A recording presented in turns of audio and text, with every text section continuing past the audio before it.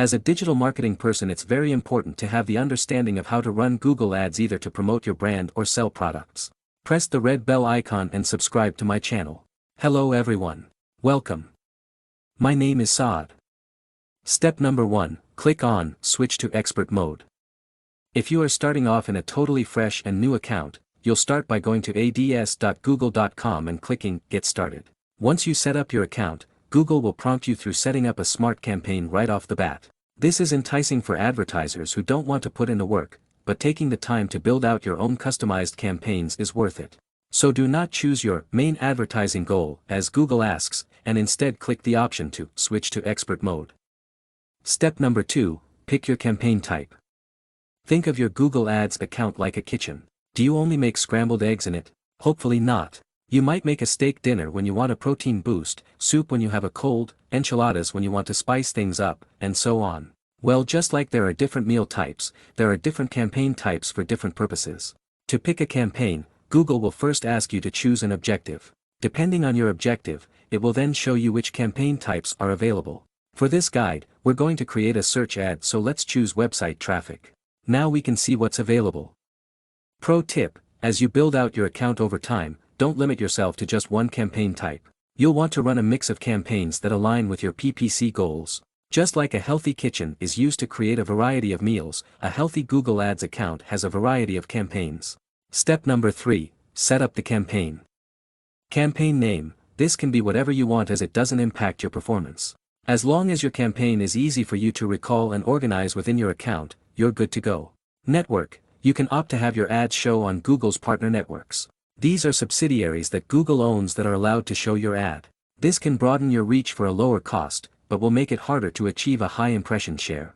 Step number 4, set your ad schedule. Just like you need to tell your guests when your dinner party is, you need to tell Google when to show your ad so you're only spending money when it counts. For example, you could avoid showing your ad in the wee hours of the morning when people may be uninterested in converting. To set your schedule, click on Show More Settings and pick your start and end dates and ad schedule. Step number 5, specify location and language. When you host a dinner party, you don't invite everyone you've ever met. You choose a select few. This way you can cater the experience to their specific tastes and interests. Similarly, you don't want your Google Ads campaign to show to the world. Here is where you set your location and language. Pro tip: check off presence to avoid showing to people interested in your chosen location who aren't actually there. Learn more about location targeting here. You will see the audience segments section, but you can skip that. This is where you would add your remarketing lists, but this isn't a common strategy for search ads. Step number 6, calculate your daily budget. Your Google Ads budgets are the same: spend too little and you'll never get out of the learning phase. Spend too much and you'll burn through your monthly budget in a week. To calculate a budget that is just right, you'll first need to ballpark your monthly spend. Start with some keyword research and look at Google Ads benchmarks for your industry to anticipate your average CPC or CPA. Now, divide that number by 30.4, the average number of days in a month, to arrive at your daily budget. Pro tips on setting your budget. Do understand how daily budgets work. For example, if you set a daily budget of $8, Google might spend $12 on one day if it means more clicks and conversions, and spend only $6 on another day to level out your costs for the month. Don't expect your budget to stay the same forever. In PPC, a little flexibility goes a long way. There's no reason to dump budget into a non-performing campaign because you expect it to work. Step number 7, pick your bid strategy. There are 2 categories of bidding strategies. Manual bidding: if you're using manual bidding, you'll tell Google your maximum CPC bid for each keyword. This is the maximum amount you're willing to pay for a click on that keyword's ad. It's important to know that this isn't necessarily what you will actually pay. It could be less, but never more. More on how the Google Ads auction works here. This strategy gives you total control, but be careful, as setting your bid too low could limit your performance. Automated bidding: with an automated bidding strategy, you'll let Google determine your max CPC bids for a bit. Just keep an eye on the data to get an idea of how much clicks will cost. Step number 8, set up your keywords. Keywords are the words and phrases your target is typing into Google search. With Google Search Ads, you bid on keywords that you want your ads to show up for. We'll get to keywords in a minute, but first, here is what your screen will look like. Ad group name. Ad groups are literally just holding cells for your ads and keywords that help keep your campaigns organized. For an optimal Google Ads account structure, you'll want to should organize these into thematic groups and name them accordingly. Default bid. If you're using manual bidding, you'll have to set your max CPC bid individually as you add keywords into your ad groups. Our guide to keyword research and the tips below will help you identify projected CPCs for your selected terms. If you are liking my video, please subscribe to my channel. PPC Keyword Pro Tips. Do use keyword research tools, like the Keyword Planner in your Google Ads account or our free keyword tool to plan out your core terms based on their monthly search volume and average cost per click. Do target keywords with clear commercial intent. These include terms like cost, for sale, and more. If you're focused on local PPC, target location-based keywords like divorce lawyer Boston. Don't ignore other targeting options in favor of keywords.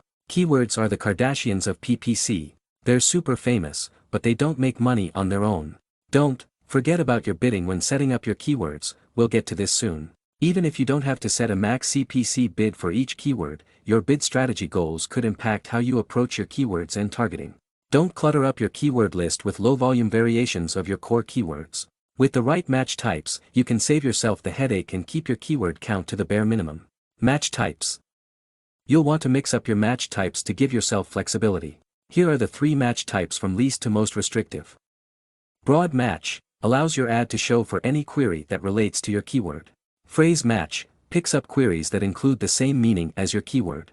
Exact match only allows your ad to show when a query has an identical meaning to your query. Pro tip: there is no right or wrong match type, as these will depend on your goals. My best advice is to try out all 3 and see what works best when optimizing your keywords. If you're completely unsure, though, phrase match is a safe bet. It's a happy medium between casting a wide net and maintaining relevancy. Eliminate negative keywords. Negative keywords are terms you select that you don't want your ads to show for. For example, if I'm advertising CDL classes, the term CDL could easily apply to folks looking for jobs within the industry. Soy might negate jobs, positions, and openings to avoid people looking for jobs rather than education. You should have some negative keywords to start, and once you're up and running, you can use the search terms report to see which queries you've shown for and build your negative keyword list. Step number 9, create your ad. Google Ad Copy Pro Tips. Do follow responsive search ad best practices. These ads are automated in how they're shown to a user, so you need to make sure each line of text or image packs a punch. Don't forget your CTA. Calling your viewer to an action is, after all, the point. Be sure you're always clear in what the end goal of their click will be. Use terms like sign up today, call now, and more to help increase conversions. Don't be boring. Market with emotion to make waves on the SERP and use our ad copy examples for inspiration. Don't overdo it. Think of your ads as the face of your business. Just like presentation on a plate, you want them to button up your brand nicely. Don't sacrifice this aspect of your copywriting in favor of a bunch of aggressive CTAs. Step number 10, add on your ad extensions. The worst thing that can happen is they don't show or drive clicks, but they won't make your ad fail. The purpose of ad extensions is to elevate your ad, so there's really no harm in trying these. To add extensions to your ads, navigate to the extensions section from the left-hand column. From there, the Google Ads platform will prompt you through the process. The best part is, Google is always adding and improving the ad extension options. Check out our Google Ads extension cheat sheet to explore all the ones out there you can try to spice up your ads. Step number 11, don't forget your landing page. Getting the right user to click is half the play, but your website is what brings them into the end zone. My final Google Ads account structure tip today is to pay attention to where you're bringing your viewers, to a, hopefully, great landing page. Step number 12, set your ad live. Get comfortable with PPC reporting to set yourself up for success, since you can pause or adjust your campaign at any point. With that, you'll also want to familiarize yourself with key PPC metrics to find areas of optimization moving forward. You may also want to watch out for any pesky ad disapprovals that could hinder your campaign from running. Other than that, you're good to cruise. In fact, give your campaign some time to breathe and collect data.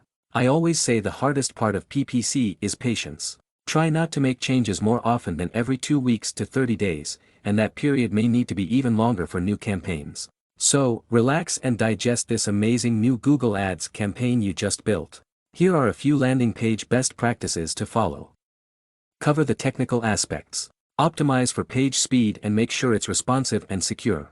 Focus on the CTA, be sure that the button, form, or whatever your action is clear and easy to access. It can be easy to get lost talking about all the great things your brand has to offer.